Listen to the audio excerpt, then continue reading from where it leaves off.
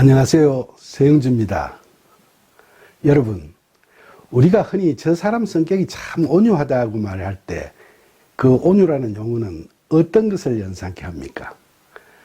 우리는 온유를 한글 사전적으로 해석하면 기질이 온순하고 부드러운 것을 말하죠. 그런데 예수님께서는 마태복음 5장 5절에서 온유한 자는 복이 있나니 그들이 땅을 기업으로 받을 것이며 라고 말씀하셨습니다.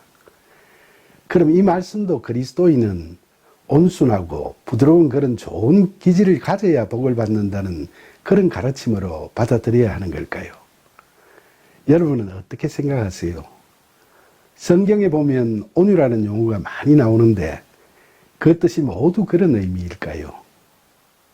하지만 온유의 의미를 살펴보기에 앞서서 한글 성경에 온유라고 표현되어 있는 용어들이 헬라어 성경에 보면 서로 각기 다른 단어로 표현되어 있는 것들을 볼 수 있습니다.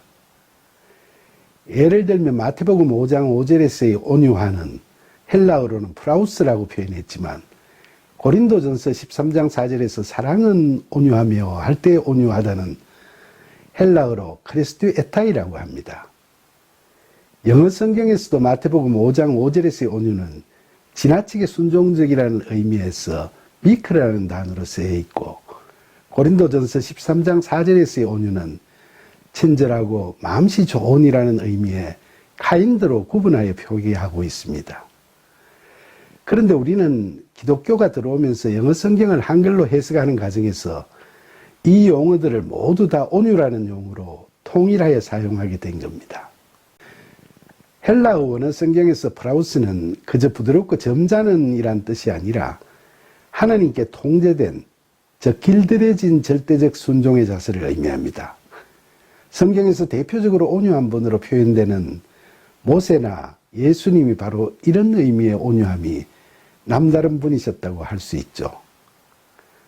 그리고 크리스투의 타인은 다른 사람에게 상처를 받았을 때 그것을 악으로 갚지 않고 선으로 갚는다는 의미를 가지고 있습니다.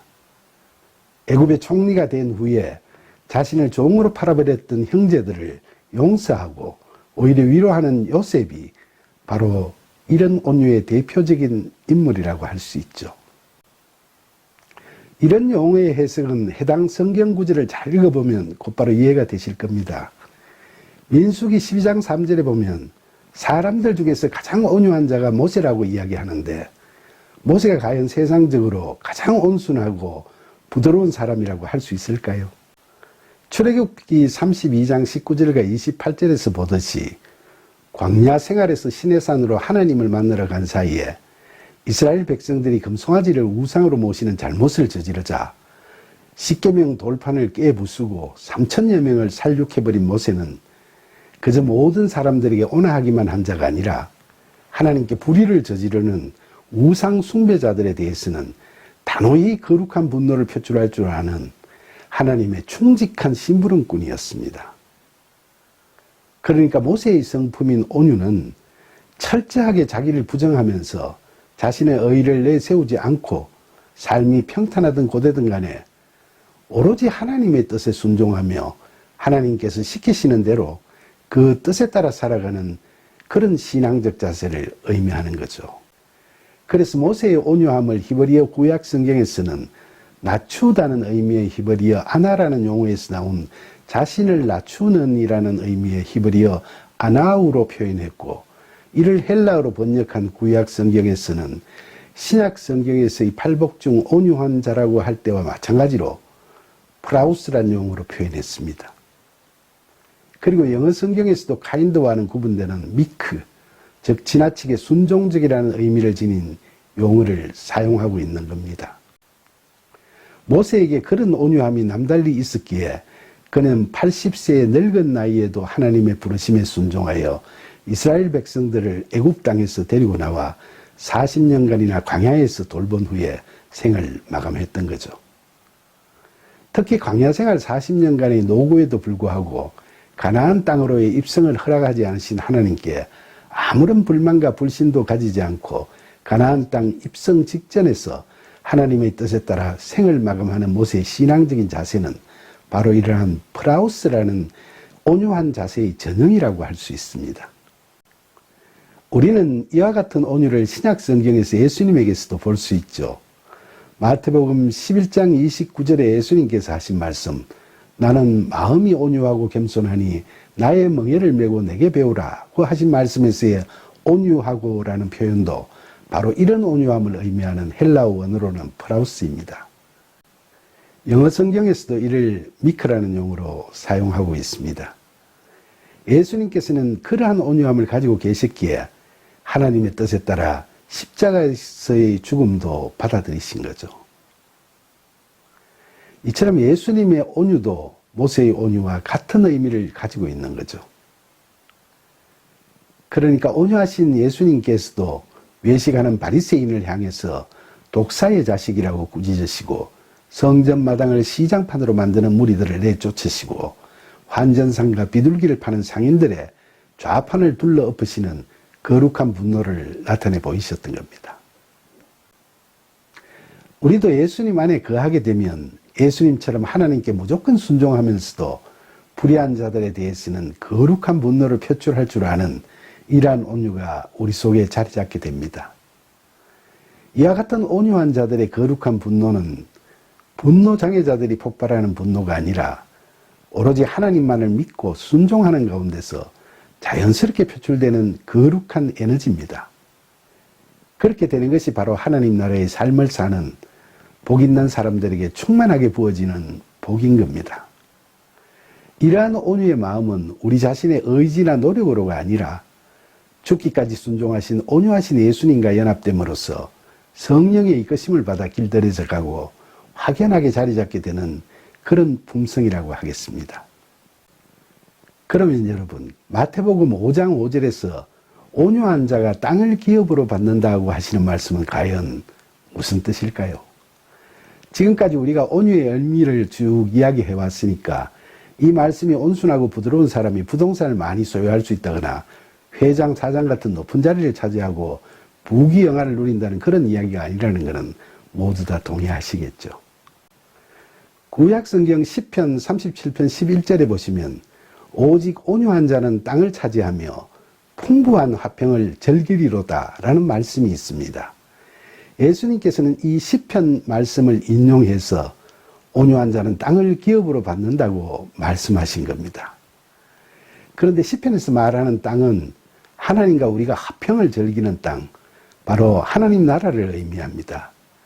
그러니까 땅을 기업으로 받는다는 것은 부동산업을 한다는 소리가 아닌 것은 당연하고 하나님 나라에 들어가서 바울이 이야기하는 엔 그리스도의 경지, 즉 예수 그리스도 안에 거하면서 영생을 누리게 된다는 것을 의미하는 거죠. 시편 37편에서 여러 구절들을 살펴보면 이 해석이 옳다는 것을 알 수 있습니다. 예수님께서 인용하신 11절 외에도 18절에 여호와께서 온전한 자의 날을 아시나니 그들의 기업은 영원하리로다 든지 29절에 의인이 땅을 차지하며 거기서 영원히 살리로다 라는 구절을 종합해서 유추해 보면 온유한 자가 땅을 기업으로 받는다는 말씀은 영적으로 잘 길들여진 순종의 그리스도인은 하나님 나라에서 영생을 누리는 복을 받게 된다는 의미로 해석할 수 있을 겁니다. 그럼 이처럼 온유한 사람이 예수님과 함께 되어서 영생을 누리는 복된 땅인 하나님 나라는 과연 어디에 있습니까? 마태복음 16장 16절로 19절에서 보듯이 예수님에 대해 주는 그리스도이시오 살아계신 하나님의 아들이시니이다 라고 신앙 고백을 하는 베드로를 보시고 예수님께서는 너가 복이 있도다 이를 너게 알게 하니는 혈육이 아니요 하늘에 계신 내 아버지시니라 라고 말씀하십니다. 그리고 나서 예수님께서는 너는 베드로라 내가 이 반석 위에 내 교회를 세우리니 음부의 권세가 이기지 못하리라. 내가 천국 열쇠를 너게 주리니 너가 땅에서 무엇이든지 매면 하늘에서도 매일 것이요 내가 땅에서 무엇이든지 풀면 하늘에서도 풀리리라 라고 하셨습니다. 이 말씀과 관련하여 로마 가톨릭 교회는 이 반석 위에 내 교회를 세우리니 라는 말씀에서 반석을 베드로를 지칭하는 것으로 받아들이고 베드로를 로마 가톨릭 교회의 초대 교황으로 삼고 지금까지 대를 이어 교황 제도를 운영하고 있습니다만 개신교의 입장에서는 가톨릭 교회와는 달리 이 말씀을 해석하고 있습니다. 개신교회에서는 예수님께서 이 말씀 후 얼마 되지 않아 마태복음 16장 21절로 23절에서 보듯이 십자가 죽음과 부활을 제자들에게 예고하셨을 때 베드로가 이를 만류하자 사탄아 내 뒤로 물러가라라고 말씀하신 것을 보더라도 예수님께서 반석 위에 교회를 세우시겠다는 말씀은 사탄으로까지 불릴 수 있는 한 인간인 베드로를 반석 삼아 교회를 세우겠다는 말씀은 결코 아니라는 겁니다. 따라서 이 말씀의 뜻은 베드로의 주는 그리스도시요 살아계신 하나님의 아들이시니이다라는 신앙 고백처럼 확연하고도 담대한 바른 믿음을 바탕으로 삼아 진정한 의미의 교회를 세우시겠다는 말씀이라고 해석하는 것이 개신교의 입장입니다. 그리고 이때의 교회는 우선 그리스도인 각자를 이야기하는 겁니다. 그런 바른 믿음을 가진 참 그리스도인들이 바로 예수님께서 말씀하시는 교회, 다시 말씀드리면 바로 하나님 나라인 거죠. 그리고 그런 하나님 나라, 즉 교회인 참 그리스도인들이 복수로 모인 신앙 공동체도 또한 우리말로는 교회, 헬라어로는 에클레시아라고 부릅니다. 이 에클레시아라는 말은 부르심을 받은 자들의 모임이라는 의미죠. 그러나 이것이 오늘날의 모든 세상 교회를 지칭하는 것은 결코 아닙니다. 오늘날 대부분의 세상 교회는 에클레시아, 즉 하나님 나라를 사는 사람들의 신앙 공동체는 아직 아니고 이를 지향하는 자들이 모인 예배당이라고 부르는 것이 맞을 것 같습니다.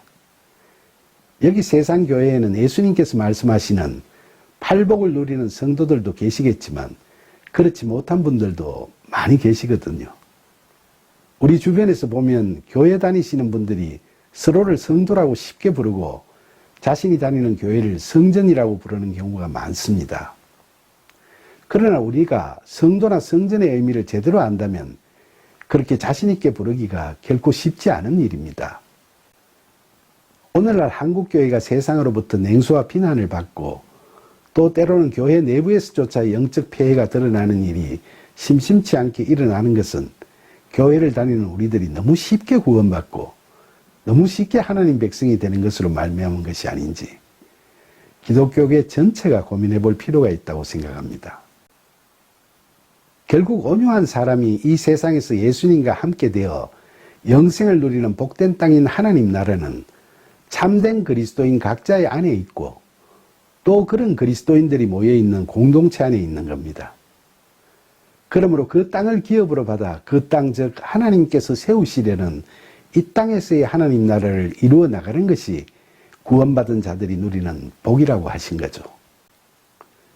따라서 우리가 성령의 도우심으로 하나님께 순종하는 온유한 삶을 살아갈 때 혹시 주변에서 그런 우리를 피동적이고 굴종적이라고 비난하거나 조롱할지라도 그런 온유함은 바로 하나님 나라에서 누릴 수 있는 복이니까 절대로 흔들리지 마세요. 이제 팔복인 온유의 의미에 대해서 이해가 잘 되시죠? 부디 하나님 나라의 은혜로 부어지는 그 온유의 복을 마음껏 누리시면서 이 땅에서부터 하나님 나라, 곧 천국을 우리의 몫으로 얻어 누리는 저와 여러분이 되기를 간절히 소망합니다. 감사합니다.